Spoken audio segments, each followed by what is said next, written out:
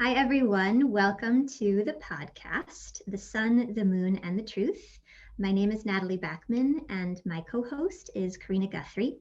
And we're joined today by Kavitha Chinnaiyan, who I'll let Karina tell you a little bit more about.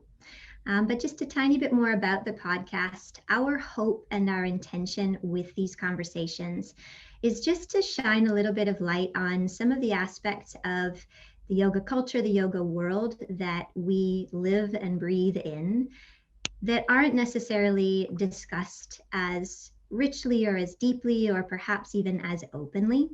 So just kind of digging in a little bit more deeply and exploring the many facets of what can be considered truth through the lens of yoga. So the title for the podcast, The Sun, the Moon, and the Truth, is a quote that I will paraphrase because I'm sure I won't quote it exactly right, but it's something along the lines of three things will not remain long hidden: the sun, the moon, and the truth. So that's us. Feel free to subscribe to the podcast if you love it on whatever platform you happen to be tuning in on. We would also be thrilled to hear any comments, any feedback that you have. So feel free to leave those for us. And you're also welcome to get in touch with us directly if you have any other questions or want to contribute to this conversation in any way. So with that, I will turn it over to Karina. Thanks, Nat. We are really excited to have Kavitha with us today. Kavitha is a cardiologist. She is a professor of medicine, and she also happens to be a Sri Vidya initiate. And she's written a bunch of really beautiful books on the divine feminine, on Shakti, and she offers a really wonderful range of study opportunities, including through something called the Shabda Institute. And you know, when I first heard about the Shabda Institute, I basically pounced on a membership as as quickly as I could because, you know, Kavitha, for all of your accolades, and there are certainly many of them, I think what I really appreciate about you the most, and the reason that I said before we hit record that I've been quietly fangirling you from afar for a while, is that you is that you just have a really magic way of making the wisdom of this tradition land in a way that feels visceral. You know, I think so often we learn about this text or that teaching, and we might have an intellectual understanding of how it applies to us or understand that the idea is a great one. But I feel like whenever I personally listen to you speak or teach, I always feel like those same texts and those same teachings kind of take up residence inside of me and sort of stitch themselves into my life. So for that reason, I couldn't be more happy to have you on the podcast today. I know that Nat feels the same way. And I might hand over to Nat to get the ball rolling with the questions that we plan to pepper you with today. Thank you so much, Karina, for that very sweet and generous introduction. It's really the most beautiful compliment for somebody who's teaching is that, you know, when somebody says it actually connects with you. And that's what you do. That's what both of you do in your, in your teaching endeavors. So it means a lot. Thank you so much. Thank you. So diving in, as Karina mentioned, you are an initiate of the Sri Vidya tradition. And a lot of the students that we work with, a lot of the people that will listen to this have heard the words Sri Vidya, but very few of us have much of a concept of what that actually means. What is Sri Vidya? Maybe some of the history around it. And I expect that there's some bits of it that can't really be revealed. So we completely honor that. But I would love to hear you speak to whatever aspects can be shared to just help us kind of sneak our way in a little bit more to an understanding of Sri Vidya and what it is. That's a great question. And, I think we could spend hours and days talking about what Sri Vidya is, because it isn't really one thing. So Sri Vidya, literally translates into auspicious wisdom or auspicious knowledge. And Sri means auspicious, and Vidya is knowledge or wisdom.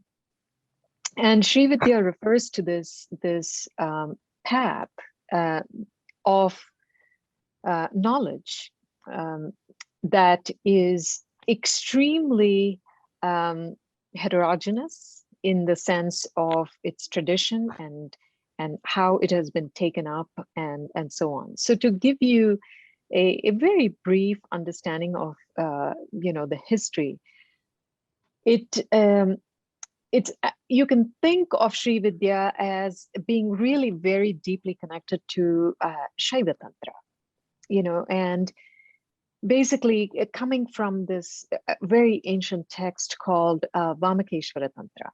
And that's where you see the seeds of Sri Vidya as this path of understanding reality in a particular way. And that has to do with reality being a projection or an embodiment of Devi, of Shakti in different aspects. But then that text particularly kind of goes off into siddhis and attainments and how to achieve this or that supernatural power and so on. So what happens is sometime in the 8th century or so, or maybe even before that, this text was translated by some of the Kashmiri Pandits, and given a commentary. Now, way before this, we see in the Tirumandiram, which is an ancient Tamil text, a reference to Sri Vidya. Now, to add to this bit of complexity, Sri Vidya also refers to the central mantra of this tradition. Okay, Vidya is the feminine of mantra. So, whenever we talk about mantra can be masculine or feminine or neutral. That's part of the Sanskrit language. So, a mantra that has a feminine a quality or a feminine grammar kind of connotation to it is also known as Vidya. Sure, Sri Vidya actually also refers to that central mantra of what we now call as Sri Vidya. And there's a reference to this mantra in the Tirumandiram, and that is probably the earliest reference to Sri Vidya. And then comes this Vamakeshwari Tantra, which is now, given a commentary and translated and worked on by the Kashmiri Pandits. And then it starts to take on a flavor of its own through the integration of some of the Shaiva Tantra elements, particularly, the Pratyabhijna school of Kashmir. And so when you look at the history of Sri Vidya, there are these things called amnayas, or these portals. There is the northern portal, the southern portal, the western, eastern portal, and then, many different amnayas. And each one will have its own tradition, its own rituals, its own kind of philosophy, and its own way of approaching this Vidya or this knowledge. So you can be, say, from the Uttaramnaya, which is the northern part of India, and say you're a Sri Vidya Upasaka or you're a Sri Vidya practitioner. And I can be from the south and say I'm a Sri Vidya practitioner. And that's all we'll have in common. We'll have some texts in common, we'll have the mantra in common, and of course the Sri Chakra, which is the central part of the Sri Vidya. But beyond that, your tradition can be completely different than mine. And so these traditions are highly specific, and they are centered around Guru Paramparas. So all the different lineages, and in South India alone, the last time I spoke with my guru, he said there are at least 32 distinct lineages. And each lineage can be tantric in its approach, or it can be Vedantic in its approach, because what happened is as this whole Sri Vidya was being developed, in Kashmir and given this commentary and so on, Shankaracharya, who is the greatest proponent of Advaita Vedanta, was traveling right across India and establishing the Shankar maths. And he actually it's said that he was highly influenced by this, and he, brought it down to Sringeri. That's where you see the oldest Sri Chakra. And then he established that in every one of the Shankar maths. So Sri Vidya is actually practiced also in that tradition. But it's a very, it's a monastic order, right? His order was a monastic one. And the way they worship the Sri Chakra and the way they approach this whole Vidya is completely different than how it is prescribed, for instance, for householders. But what we'll all have in common is the mantra. But the way it is approached, the ritual, how even the Sri Chakra is oriented, all of that is highly dependent on the lineage.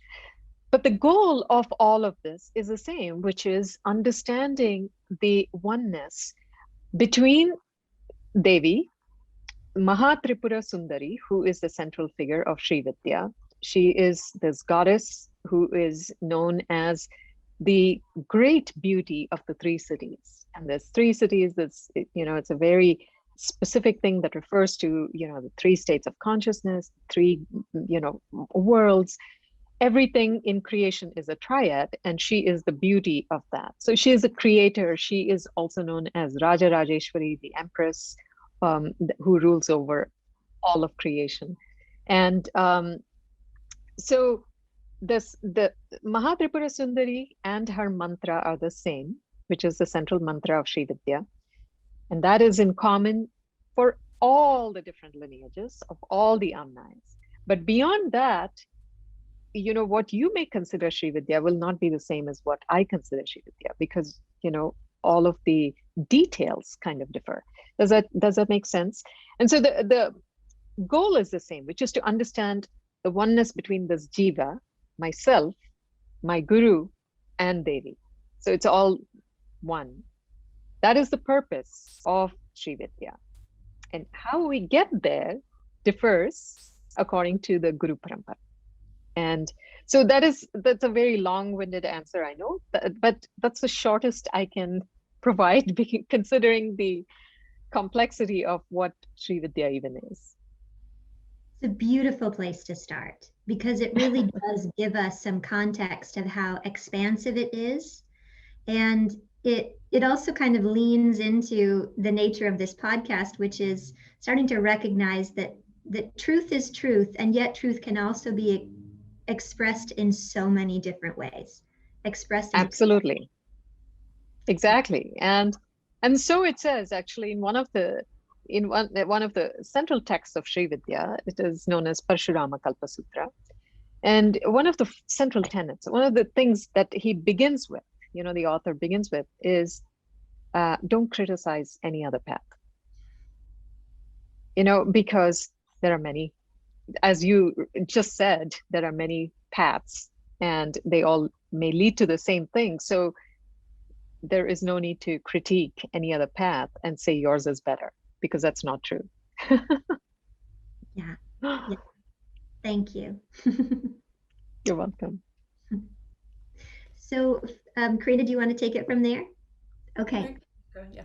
All right. So the next kind of follow-up question, it has to do with Lalita Tripura Sundari and understanding her as reality, as absolute reality. And we're just curious if you could maybe give us a little bit more of an introduction to her. And specifically, we're really enthralled with the description of her engagement with the world as playful and as taking delight, or being both the source of delight and experiencing the world as a source of delight. So tell us more. Yeah, so when you look at Shaktism, right? Shaktism is the stream of an Indian tradition that is centered around Shakti. We can say divine feminine, but Shakti actually technically means power, right? It is power.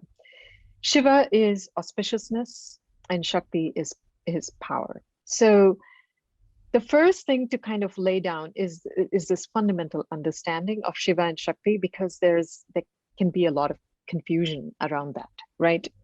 So whether you're talking about Shaivism or whether you're talking about Shaktism, the fundamental principle of both of them is that Shiva and Shakti are inseparable. As you know, it's known as Shakti and Shaktiman. So Shakti is power and Shiva is Shaktiman, the holder of Shakti. So Shiva himself is completely without attributes. You know, that he has no attributes, no qualities. Everything that Shiva does or is Shakti. So his countless attributes, infinite attributes, are Shakti. So he is the ground of being, whereas Shakti is the power of being. So it's a very simple way of looking at that. He is formless, transcendent, and Shakti is form and immanent. So you can't separate them, which is why one of the central things that you see in these traditions is the image of Ardhanarishvara, where there is this deity who is half Shiva and half Shakti. You know, to even say that Shiva and Shakti are in union, to me is like a misnomer, because that denotes that they are actually separate and they're coming together. Whereas Ardhanarishvara takes that out. You know, there is no two coming together. It's one, being understood as two halves of the whole, right? And they're not even really halves. They are two wholes of the whole.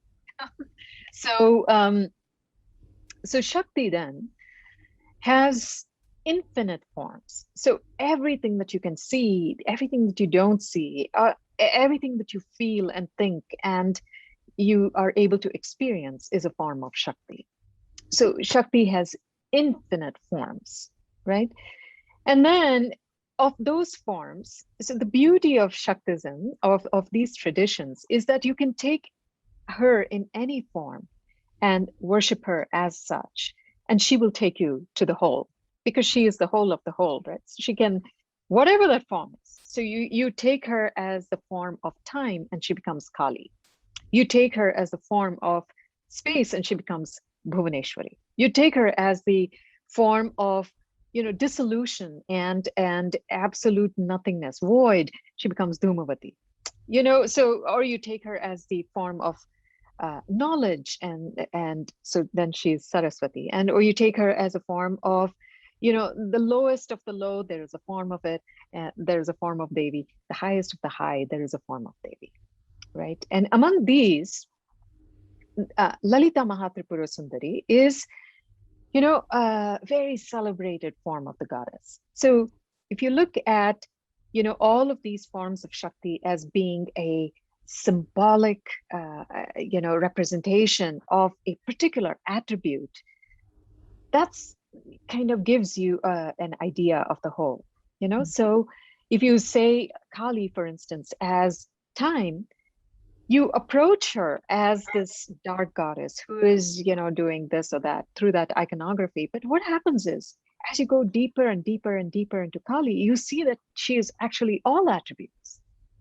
She's everything, because there is nothing that escapes time, right? So when you align your view with the understanding of Kali, she becomes Tripura Sundari. She becomes Bhuvaneshwari. She becomes all of creation.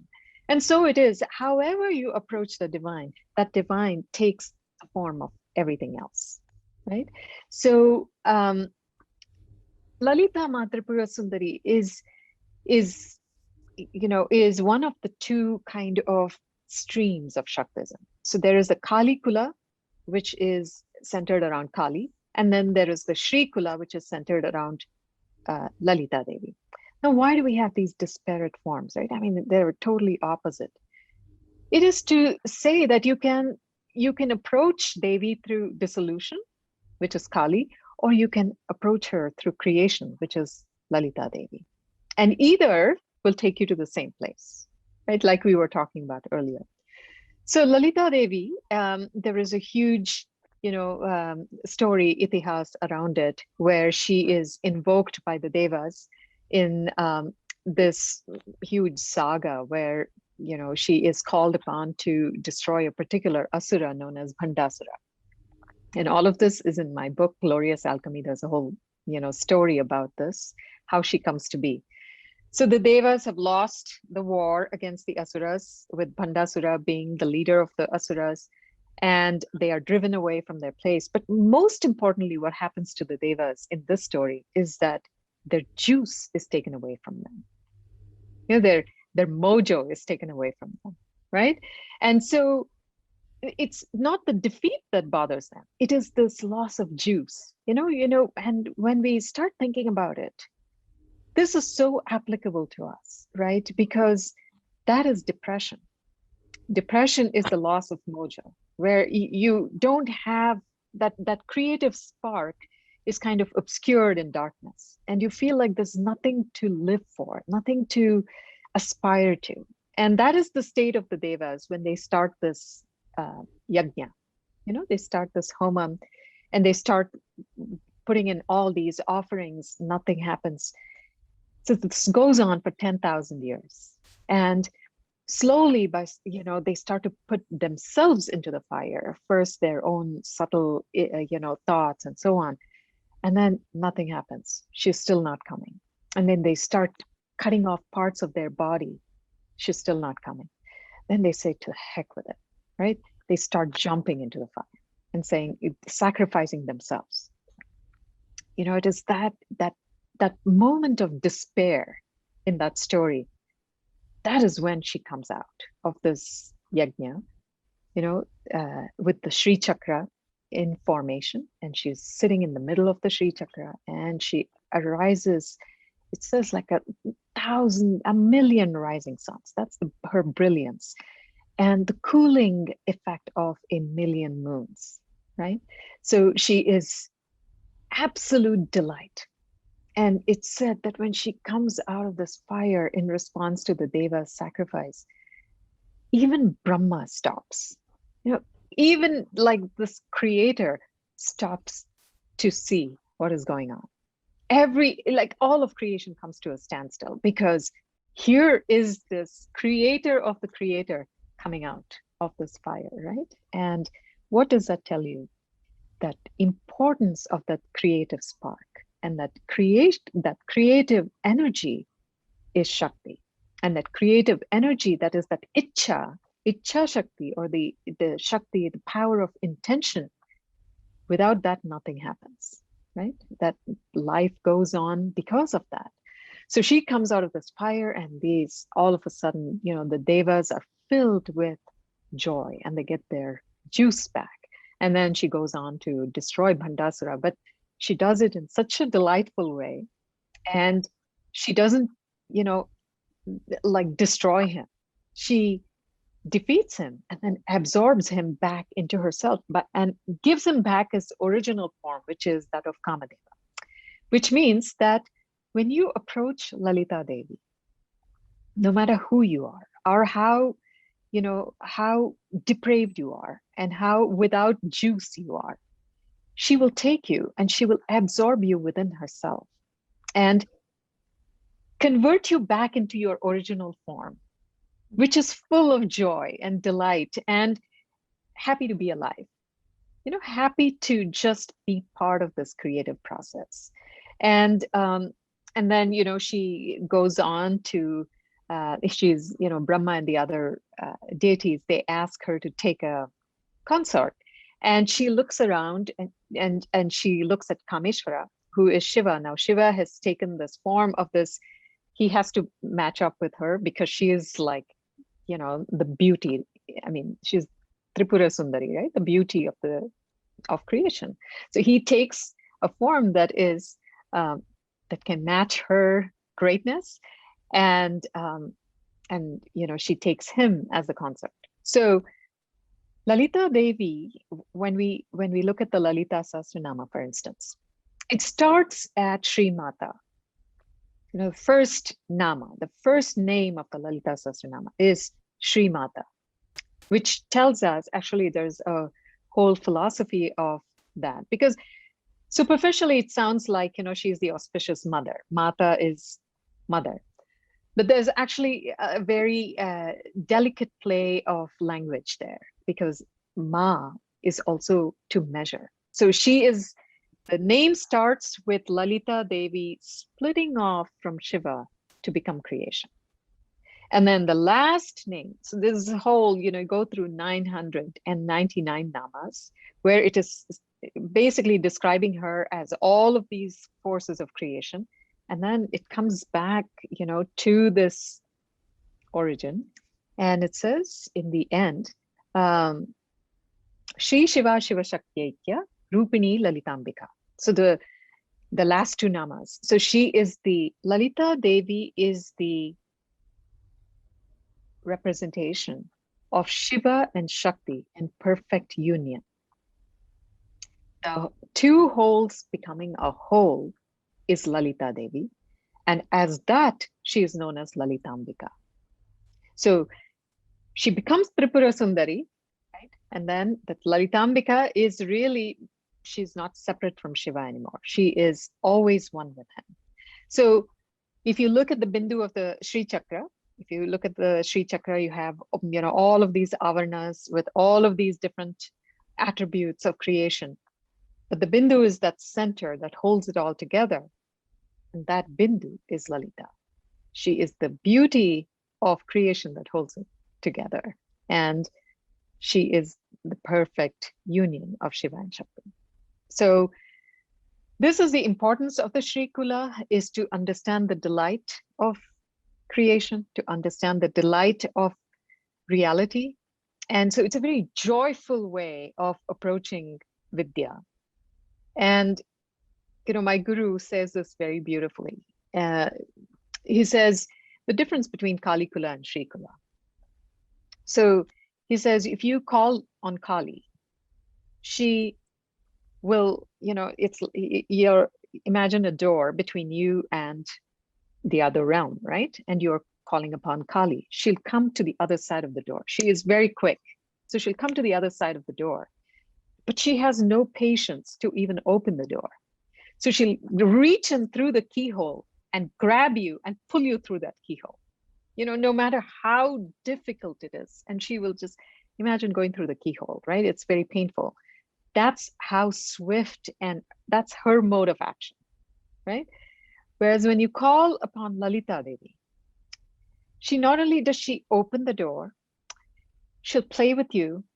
She'll have you come sit on her lap. She'll show you this and that, like mothers are basically, showing the kid here, here, let me distract you with this while I stuff your mouth. She's like that. So she just plays with you and takes you to that knowledge in that particular way. So they're both doing the same. It's just one is through delight and one is through, get the job done. So that's the difference between the two.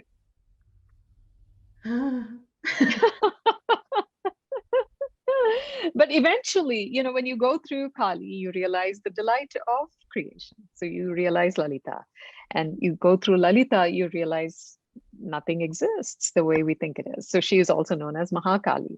So they're one and the same, just different aspects of creation. Yeah. Wow. That was a lot of talking.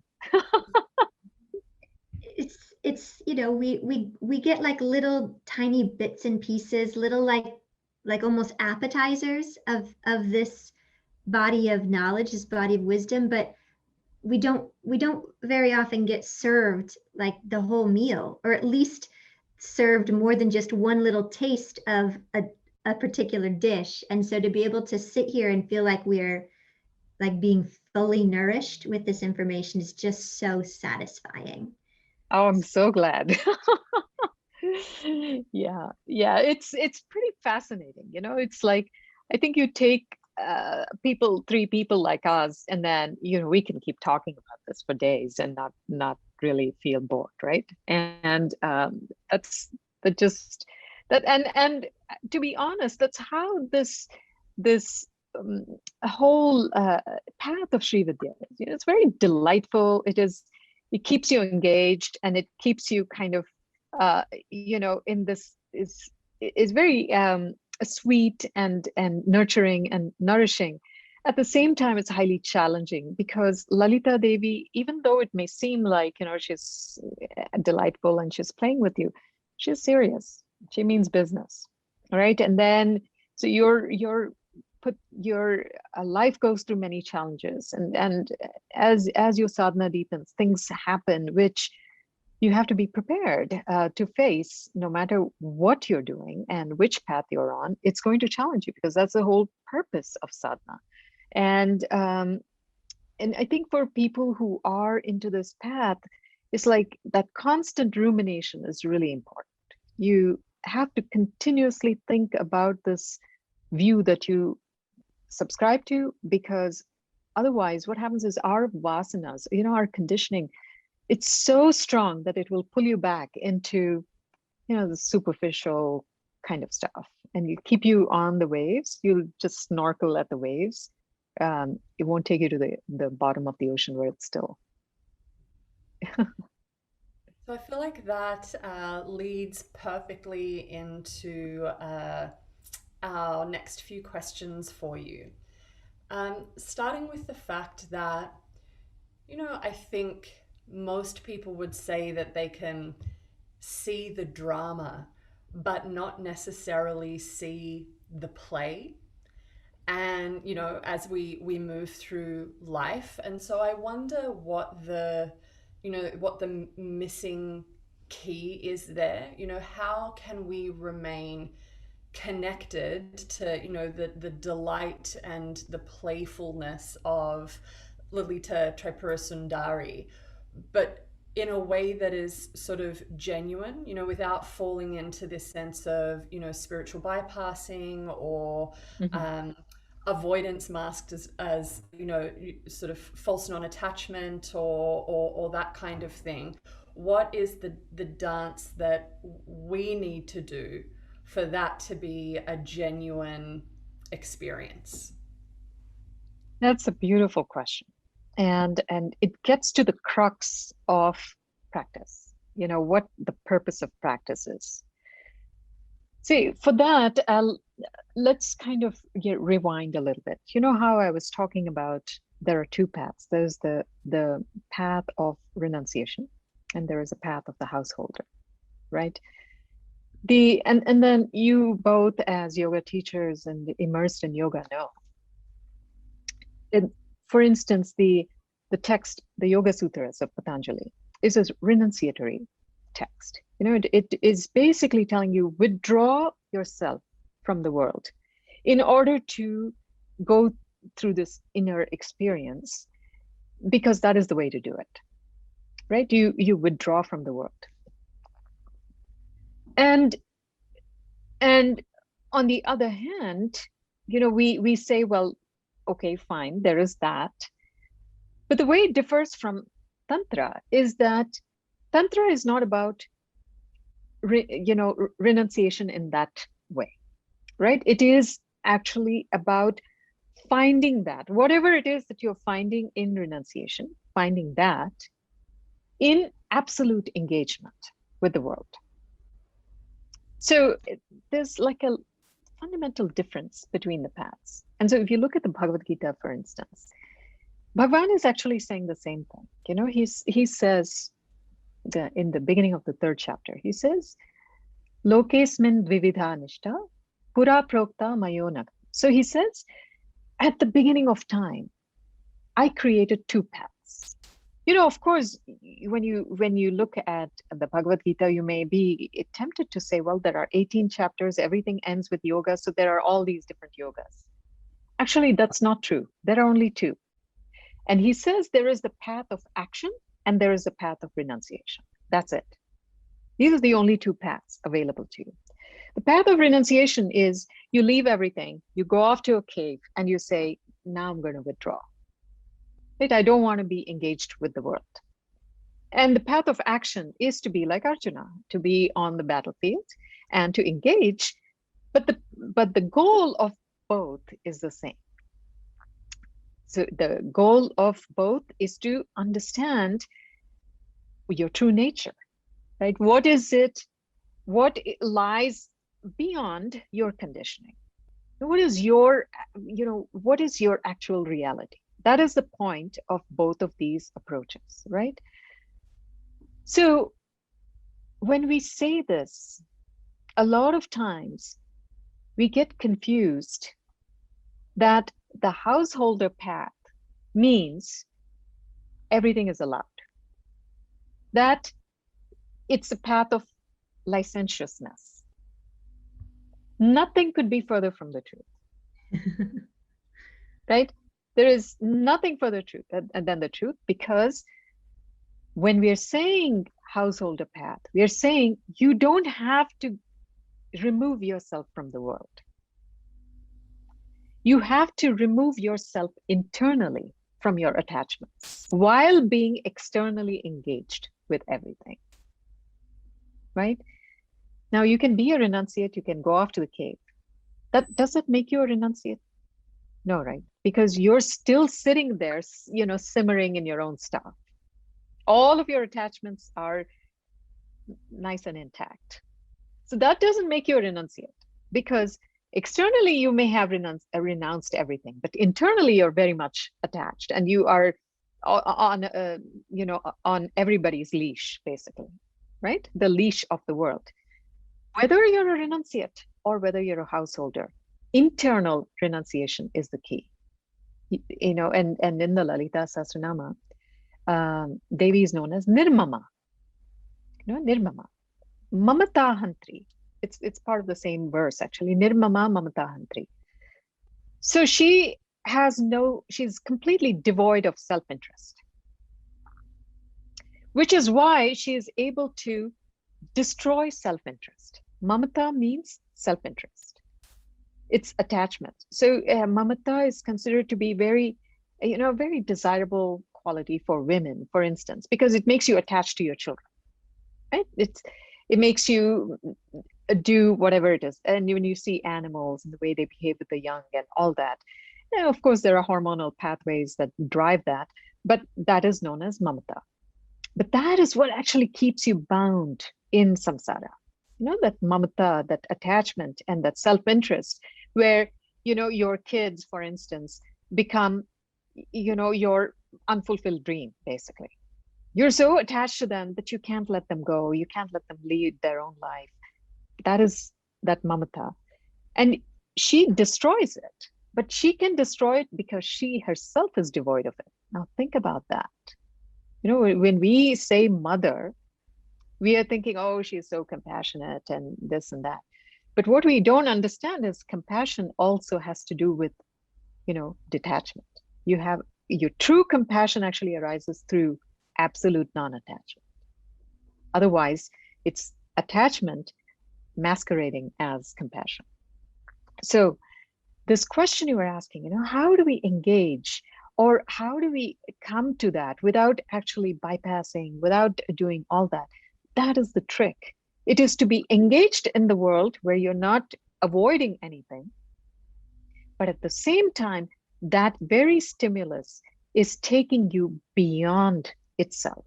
You're transcending it. So whatever your current situation is, your current problem is, your itch is, that itch becomes the path to transcending that itch.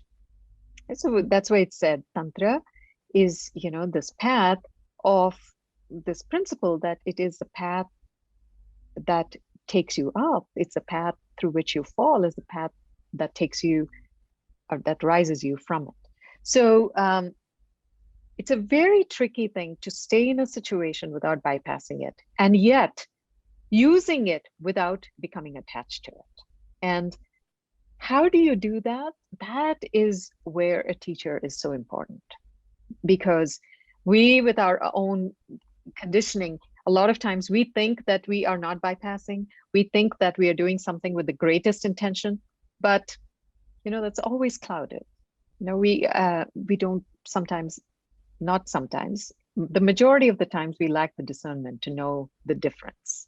And this was why a teacher can point that out and, show us in our daily kinds of activities what we are doing and where we need to course correct continuously, so that we're not doing either of those things you were talking about. Does that make sense? Yeah, it makes perfect sense. And it makes me think of something that I think I've heard you say before, and it sort of really made me think about it, which was, and I feel like it's especially relevant, at this particular moment in time, where we have this tendency, even within, yoga communities, or especially within yoga communities, where we're debating, what is most true, or what is, the right way to be in the world, or that kind of thing. And then we fall into the trap of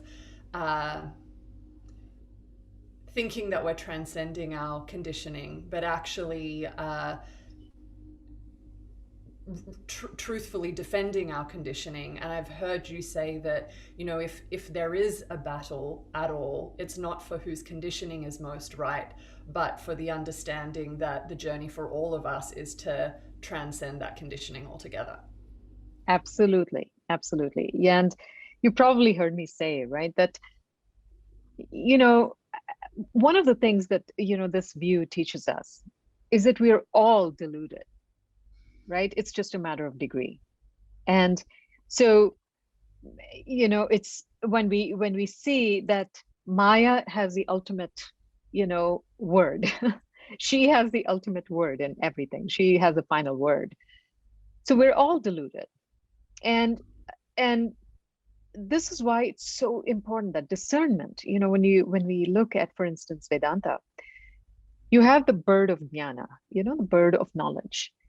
And that bird has two wings.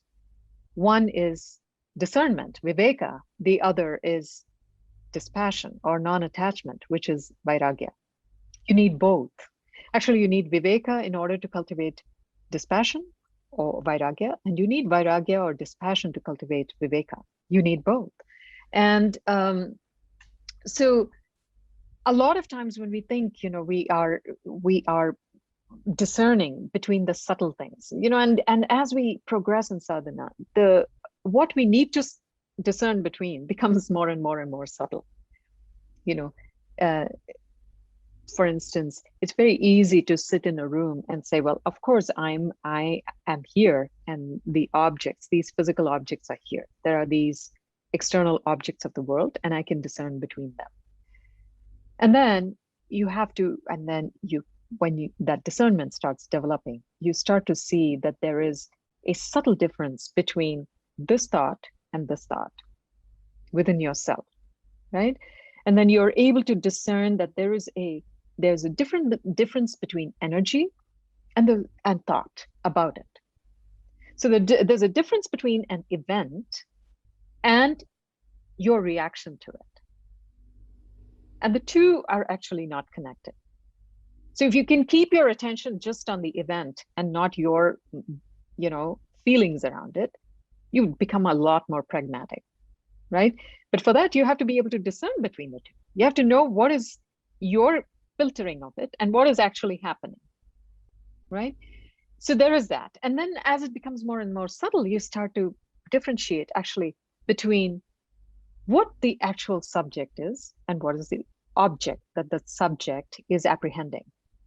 And that becomes more and more non-dual, where you say, well, what am I actually? If I'm not any of these attributes, right, then what am I? And if without attributes, what can I possibly be? I can't really apprehend myself because I'm not an object. But you come to it in a very methodical fashion. And that cultivation of that requires viveka, but it also requires vairagya, right? Because if you're really interested in the drama of a situation, you're not going to be able to tell whether your discernment comes from your love of drama or the actual situation, right?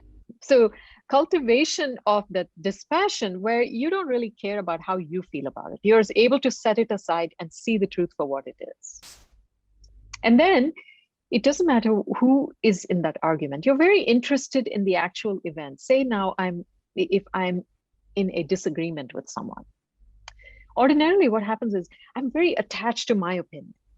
And I'm going to become very emotional about it and become very sentimental. How can you say this to me? So there's a lot of coloring in that, right? But if you can set that aside and just focus on the energy of that and say, look at that now. Here it is arising as this. When this person speaks, this is how my energy is coming up. And you're able to set aside how you feel about it, but you are actually able to see it, right? But to set aside that, you have to cultivate dispassion. Because if you're really very passionate and interested in your drama, you're not going to be able to set it aside because your opinion is so important, right? So, so this cultivation of that discernment, is what keeps you in this understanding that it's ultimately not about how you present yourself to someone. Of course, that's important. All of that is very important. But to be internally free is to understand that I really don't care what you think about me. I'm going to behave in a socially acceptable manner. But in reality, I don't really prescribe to any social norms. I don't really care. You know what I'm saying? So there is a dichotomy there where, you're behaving in a certain way. Now it says in the Kaula Upanishad, for instance, it says, outwardly, you behave like a Vaishnava, right? In your rituals, you're a Shaiva. And internally, you're a Shakta. That's the way a Kaula Charan behaves. Kaula Tantra is another huge topic, but externally, nobody knows that you are actually a Shakta because you're adhering to all the norms. But internally, you're completely free of it. That is that renunciation I was talking about earlier. So I'm only interested in all of these events, including my own drama, as the observer, where I'm extracting the juice out of it. And I can only do that as this Upasaka of Lalitha Devi if I'm completely dispassionate about how I feel about it. Right? So many paradoxes. In order to actually enjoy in order to be actually engaged fully, you have to be detached from it. Yeah, and that's where that sense of play comes in that you can observe the different interactions and you can observe the things that are happening in the world free of your own emotional reactions to it and just take it in almost as though watching a movie from afar and just seeing it all play out without the direct personal impact. Exactly. And, Abhinavagupta says that, there are all these rasas, there are the 9 emotions, the 9 rasas. But actually, there are 8. The 9th is Ananda. And it is that, the underlying thing. So one of the overarching kinds of themes in non-dual Tantra is that we say that there are all these levels. For instance, you say Lalitha Devi is, she is the 3 states of consciousness: waking, dreaming, and deep sleep. But as those are the immanent qualities, but she is also the transcendent Turiya. So there will be all of these categories. So Devi will be all of that. And then there is an overarching category. She's also that. She's that transcendent and she's also the immanent. So here when we say, for instance, that when we are talking about, the rasas, for instance, Ananda is the overarching one, which underlies all of the rasas. But in order to experience, say, for instance, the rasa of Shringara, which is the rasa of beauty and playfulness and sweetness and love and lust, actually. So if you want to experience that, first you have to detach yourself from it. You have to be in that vibration of Ananda so that you think of it as a baseline frequency. Within that, you are going to be able to experience this particular rasa.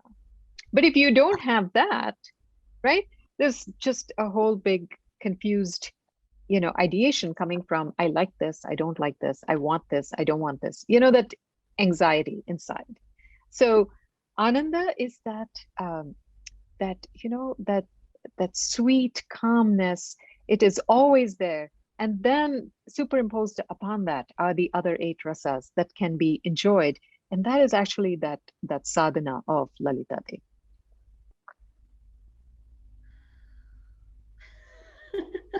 I don't know about you, but I feel like my whole life is being spoken to right now.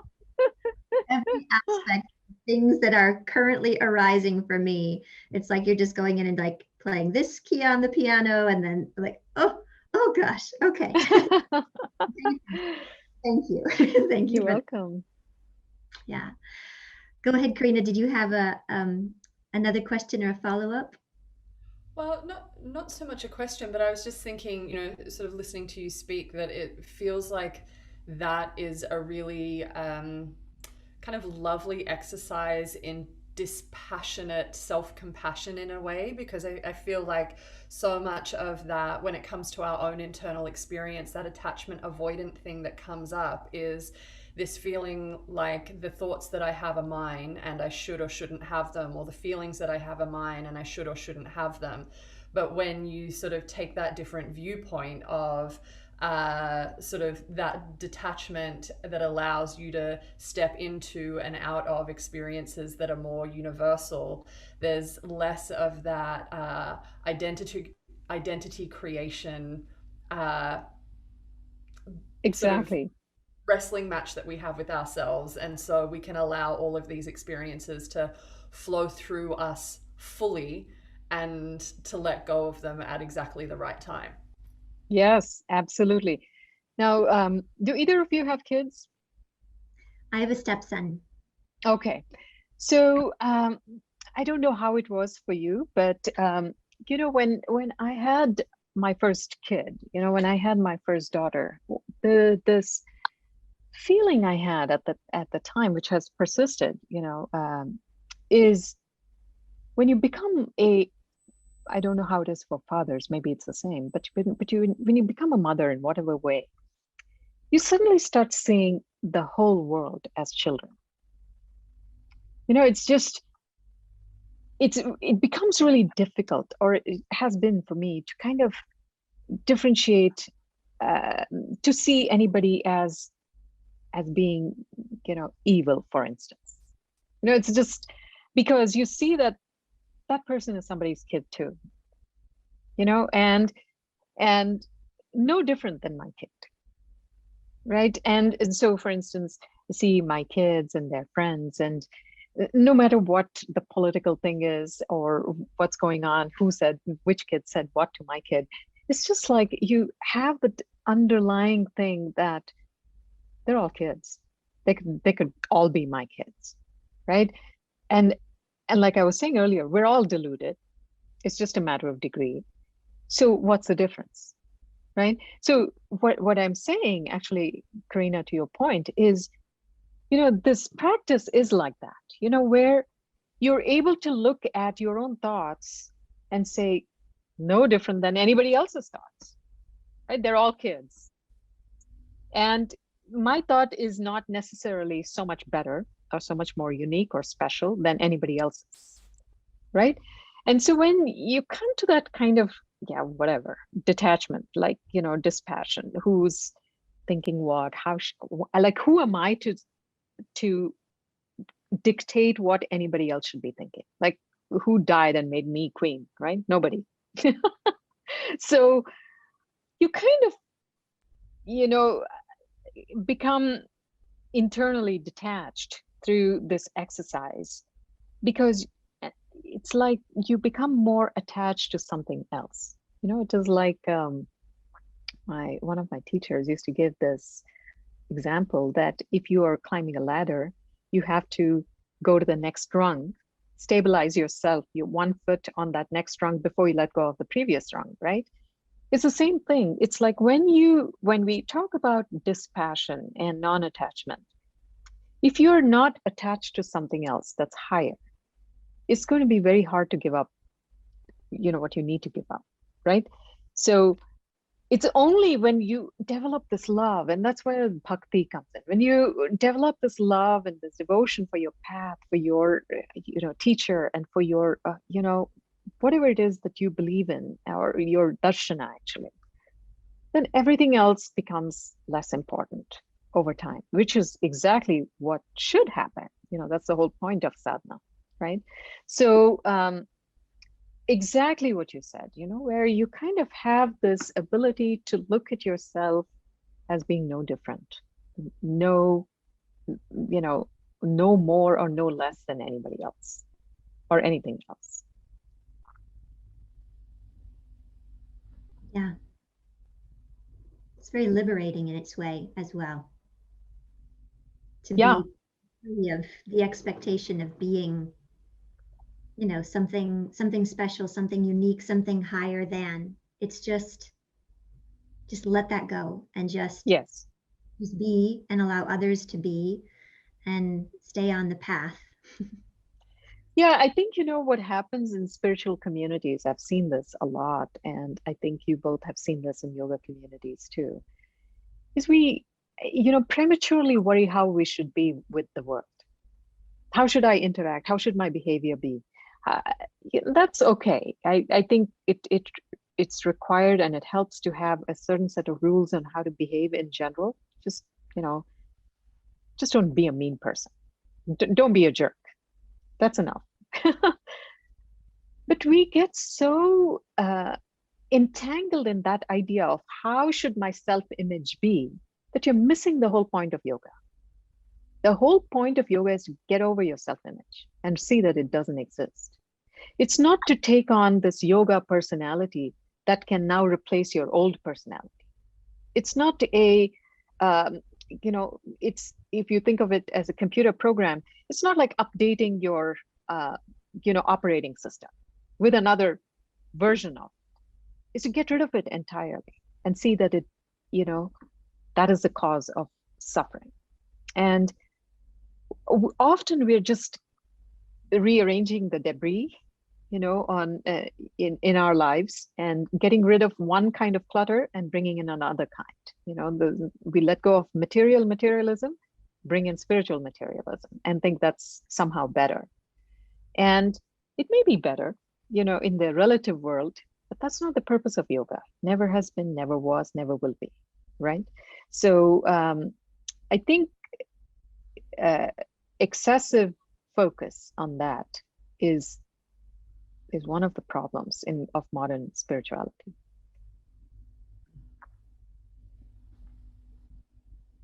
Yeah. It just is another way of creating ego and divisiveness. Yes, exactly. Somehow, because now you're all spiritual, you're so much better than everybody else, right? It becomes another thing for us to get trapped in. And this is why a teacher is so important. Somebody who'll just cut through that and say, and reorient you every day, every minute. And that's why that focus is so important. And I'm a traditionalist when it comes to spirituality. I'm totally, very much for this traditional path of surrender to the path, to the teacher, to the guru, because that's the only way forward. And because I've seen too much of self-deception, I myself have gone through it. And I think it's a waste of energy and time. And it doesn't get you any faster to your goal. Kavitha, I was going to ask this a little bit later, but seeing as you brought it up, I feel like this might be a good place for this, which is, I've heard you in talking about the Bhagavad Gita and this relationship between Krishna and Arjuna, about the moment in their relationship that reveals to us that Arjuna is the right person to receive the teachings from Krishna. And it's that moment where Arjuna says, I don't know, Hmm. help. Yeah. And this sense of being willing as a student to sort of humble ourselves before a teacher so that we can, I've heard you say that so often we come to the teacher with a cup that's full, and what we hope the teacher will do is to just reinforce everything that we think we already know. And it's so much harder to actually come to a teacher with an empty cup so that that cup can be filled. Hmm. And I've heard you talk about how so often when we think about the teachers that we want in our life, we spend a lot of time wondering whether they're right for us or worthy enough to be our teacher. And rarely do we think, am I ready as a student to receive the teachings from this teacher? And I wonder if you could speak a little bit about that and, whatever comes up for you with that. Yeah, and this is such a delicate topic because, to be fair, a lot of teachers have turned out to be, unscrupulous, right, and have taken students for a ride and so on. And for somebody who's been there in that position, who has trusted somebody and has suffered as a result of it, it becomes really difficult to hear this, you know. But and this is why understanding or subscribing to a view, a darshana, is so important. Because when you become aligned with the view, and paradoxically, you can't become aligned with the view until you have arrived at at a teacher or a teaching that can do that. And it's a bit of a catch-22 situation. But that maturity is what Arjuna displays as a seeker. And that, remember, that's one of the fundamental differences between the Yoga Sutras and the Bhagavad Gita. And the reason I'm bringing that up again is because these two texts are important in yoga teacher training, and I'm sure most people are, familiar with them.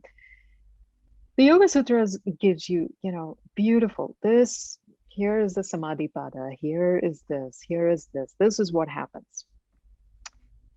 Doesn't really tell you how to do it and when to apply which teaching. It's just like, this is what you do, right? And so if you see the Bhagavad Gita, Arjuna's in the first chapter, he's basically trying to tell Krishna what dharma is. He's trying to teach him what dharma is. Remember, Krishna, and the irony of that whole bit, which Karina, you may have heard me speak about, is everybody in that age, in Dwapara Yuga, during this age of the Mahabharata, already knew that Krishna was an avatar of Vishnu. They already knew he was divine. It wasn't like a hidden thing. And yet here they are on the battlefield, and Arjuna is giving him a lecture in the first chapter. See, this is how deluded we become, where we forget that the identity of the person in front of us, and that comes from this stickiness, this lack of dispassion that I was talking about earlier. We are just so attached and married to our own ideas. So he's telling him all this. And then what happens in the second chapter, when the actual teaching begins, is he realizes, hey, I really don't know. And here is this person who knows, so let me submit to him. And because knowledge always flows from the higher to the lower. There's a gravitational effect to knowledge, as one of my teachers used to say. So if you look at the Upanishads, for instance, it's always a dialogue between the teacher and the student. If you look at the Tantras, it's a conversation between Shiva and Shakti. Sometimes he takes on the position of guru, sometimes she takes on the position of guru. But it's always a gravity effect, where knowledge is going from the higher to the lower. And that point of arrival at that place of surrender is really critical. And it requires a maturity of your mind where you are pliable. You are willing to listen. You have to become like water that can be shaped according to the container. If you are like earth, nothing happens, because you can only be shaped to a certain degree, right? It's as you become more and more subtle, water is the next most subtle. At least you have to become like water, then maybe fire, and then air, right? So you have to be at least as, free flowing as water in order to take up the teaching from the teacher. And so when you actually come to become, or you become totally aligned with the view, and I can tell you this from my experience, which is all I can say, is that it's not that I have not had, less than ideal teachers. I've studied with many, many teachers throughout my life. And at the time, it may have seemed like, well, this is not the right teacher for me. But now, as I've become more and more aligned with the view, I realized that there were absolutely no accidents. At that time, that's all I was capable of. So it was not on them at all. It was all on me. And so at every stage in my sadhana, I found the perfect teacher who pushed me on to the next and the next and the next. So at the time, it may not have been fun, but that's all I was open to, right? So I have nothing to say about any of my teachers, except that even when I thought they were not good, they were exceptional. So I've only had great teachers. And when I say great teachers, people are always asking, so who was your teacher? That's irrelevant. What I'm telling you is every teacher is a great teacher when you arrive at their door, because that's really what you're open to. And even higher, there are two levels of truth. There is a relative truth, and then there is the absolute truth. On the relative level, there's, all of this, right? They shouldn't have done that. I shouldn't have done that, whatever it may be. And that's all true, because they're still true, right? Relative, absolute. But from the absolute truth perspective, and when you understand karma, for instance, if you become a Kali Upasaka and you understand karma, you see that there's actually no such thing as, bad things happening to you, because at all points you're reliving your own karma. And Bhagavan himself says that, in the Bhagavad Gita, he says, I do nothing. Everything in Prakriti is it's the unfolding and the interaction between the three gunas. And when you come to that understanding, you see that there's really no such thing as a bad teacher. It's my own karma that brings me at the door of somebody, and I live that karma. And my only, hope is that I don't create more karma in the process. That I do that, I live through it, I pay for whatever it is from unseen lifetimes, and then I move on. And the more you do that, the more free of that you become, and you're taken to more and more and more, appropriate teachers, even though there are no inappropriate teachers, where you grow. Ultimately, everything is about you going towards Lalitha Devi, and how much you're going to be able to put into that fire, that sacrificial fire, because you have to give up. And remember what I said about the devas. They start giving up the obvious things, then they start giving themselves up. And we have to give ourselves up. And that is that place of surrender. And without surrender, nothing happens. So surrender is the same as anugraha, or grace. It's always there. Grace is always there. But surrender is like tuning into that. It's like a dial, a radio dial. The more you surrender, the more you tune into the grace that's always there. That's there already. So does that kind of make sense? Because it is a delicate topic. It does make perfect sense. I feel like that was a beautiful explanation. Thank you. You're welcome. Yeah. Nat, do you have any more questions? Gosh, like a billion. Let me see if I can narrow it down.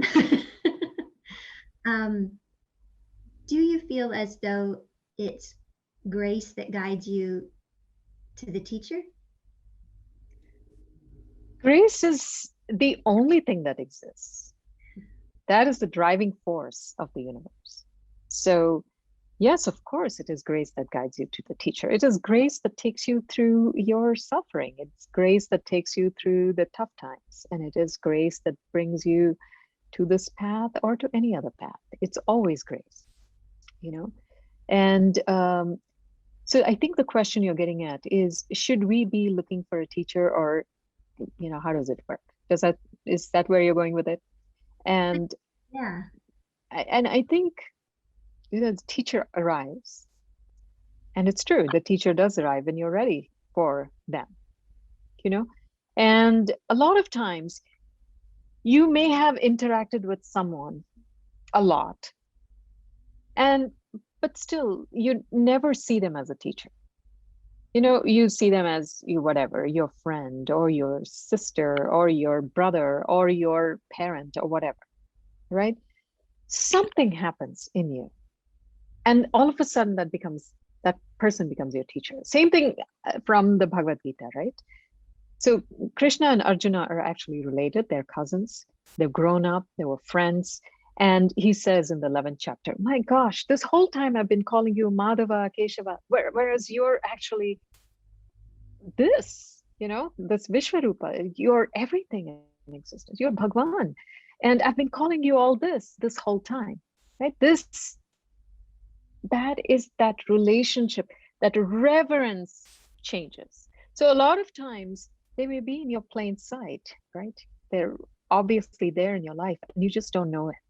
And it is when you come to it with a sense of softness, and when you come to it with a sense of, I'm fine. I'm willing to learn. I'm willing to set aside everything I know. That is the critical thing. I'm willing to set aside everything I've learned, everything I know, because a lot of times, I have people that come to me to ask for teaching or whatever, and they send me like 2-page emails about everything they've done and why I should, do something more with that. And those are the people that I actually send along and say, I can't help you because you've done so much. And you're expecting me to give you something on top of that, which is not how it works. Wherever you go, you have to be willing to say, whatever I've done so far, it's fine. Take it away from me. I just want grace, anugraha.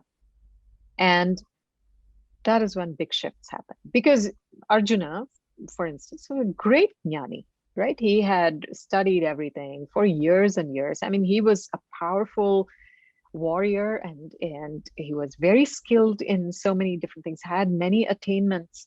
And yet he was able to set it all aside and say, I don't know, teach me. Right? So the teacher does appear every time we set aside our self-interest and say, I'm willing to give myself up. And it's a very difficult thing in this age, especially modern spirituality, because we kind of are influenced by all kinds of things. And the idea of surrendering, submitting to somebody else is just like, how can I do that? And of course, there are qualities of a good teacher, there are qualities of a good student, and it's when both are met that that magic happens. Yeah, thank you. I feel like so many people, when they hear the teacher appears when the student is ready, that they feel like they need to do something to get ready. And so we get really attached to all of our doing and yes, all of the things we acquire along the way. And it sounds like what you're saying is that readiness really comes when we're prepared to let it all go. Exactly. It's a paradox. It's a paradox, and yet it also makes perfect sense. Yes, exactly. Yeah. Karina, any final words from you? No more questions from me. Just a big portal of gratitude from me to you. Oh, ditto. Yeah, it's such an absolute honor and pleasure to be here with both of you. It's just you both are radiant and just delightful to speak with. And I think, as I was saying earlier, the three of us could talk forever on these topics. I hope that we will. Thank you both so much for having me here, and it's delightful, and I hope it was useful. Thank Very you. much so. Very, very much so. If anyone out there gets a fraction of what I was able to glean from this conversation, then we've done something magical. Thank you, dear ones. Take good care. Thank Yeah. you. Srimatre Namaha.